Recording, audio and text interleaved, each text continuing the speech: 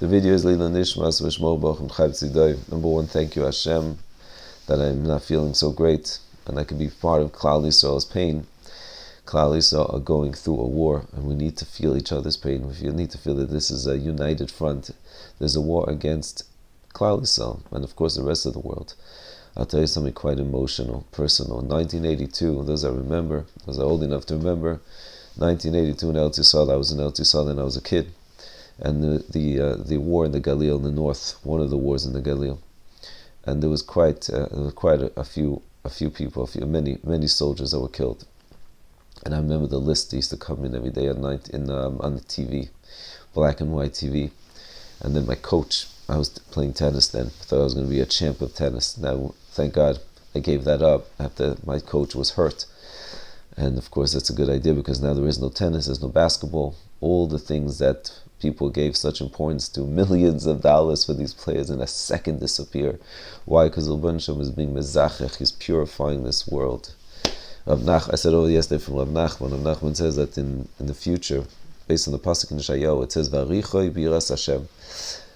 Mashiach is going to smell Yiras Hashem. Why smell? Interesting that in Corona, one of these symptoms is the lack of the ability to smell. Smell represents the ultimate, the highest level of our five senses, which is smell. Why? Because the Chet Adam Arishon, that didn't involve the sense of smell. It represents Yiras Hashem, and I was thinking, Yiras Hashem. We have a choice. We could fear death, we could fear everything else, we could fear what's going to be, or we could fear the Rabbeinu Shalom, when we could say, and fearing means to see that there's consequences, see that there's what's real about life. The fear of not forgiving, the fear of holding grudges, the fear of saying something that's not proper. Now the Rabbeinu Shalom is purifying the air, purifying it. There's nothing in this world now other than almost chesed and prayer. The world is in fear of Hashem, in awe of Hashem. There's high levels of awe too. To be in awe of Hashem means the best. The best is to realize that the only true, meaningful thing in this world is to be connected to Hashem. That's what Yiras Hashem means. So back to 1982, I remember my coach got hurt. To be hurt in war is not a simple thing. It's not a little scratch. I remember I went to visit him. It was quite emotional. I was a kid. I think I was 10 years old. And I quit tennis after that. I felt last night like that. I felt like the list of the tzaddikim, of askanim, of special people that are being taken away. And the Gemara says that mipnei hara'a ne'esaf tzaddik, a tzaddik is taken away because of the evil in the world, and it's mechaper. Tzaddikim are mechaprim. We have to know that Rabban Shem has a cheshbon nefesh, exactly who's being taken away, and it's mechaper. This is a war that's purifying the entire world. That's number one. Number two, chizuk, is that I would have loved to tell you yesterday, the plan was that my daughter was going to get married, and we tried. And I have to tell you, it was one of the hardest phone calls to make, to call my daughter in the middle of her makeup, about to put on makeup and say, sorry, it's not happening. Can't work out for different reasons.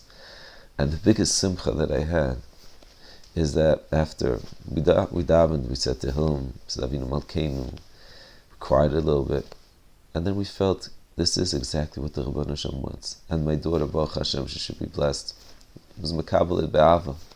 So it's going to be pushed off, hopefully. If I would have said it worked out, it would have been beautiful. But this actually to me is even more special, is that we're all part of being mekabel, the challenge that this world is going through, the Klal Yisrael going through, and the way that it will be mekabel is to know that whatever happens is the best thing for us. So if it didn't happen, that's also what Hashem wants. And if we're mekabel, Besimcha gives us the biggest bracha in the world. That's number two. And lastly, number three, my good friend Rav Shlomo sent me something so amazing, so nagea now. The Rav Kivega Suda. Rav Kivega says that there's a concept of a Suda that you make when you're being mishtatif, you're joining the simcha of someone, even if you're not there. And I don't mean through Zoom. We'll speak about it in halacha. The world of halacha of Zoom now is wild. But just the concept that you could feel someone else's simcha is even more powerful than actually being there physically. That's what the tzaddikim say.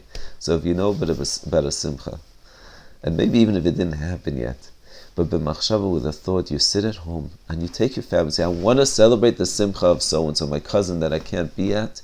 Rav Kiva Eger says that that's more powerful than being there. What a chizuk. Lastly, today's Rosh Chodesh. Ben nissan nig'alu, ben nissan nasibin. What better chizuk that we could go into this month and know that this is the month of redemption. And the redemption is twofold, physically and spiritually. To really be redeemed from all the narishkeit, the stupidity, the things that we thought were important, and to finally have a true personal redemption. Have an amazing day, an amazing Chodesh.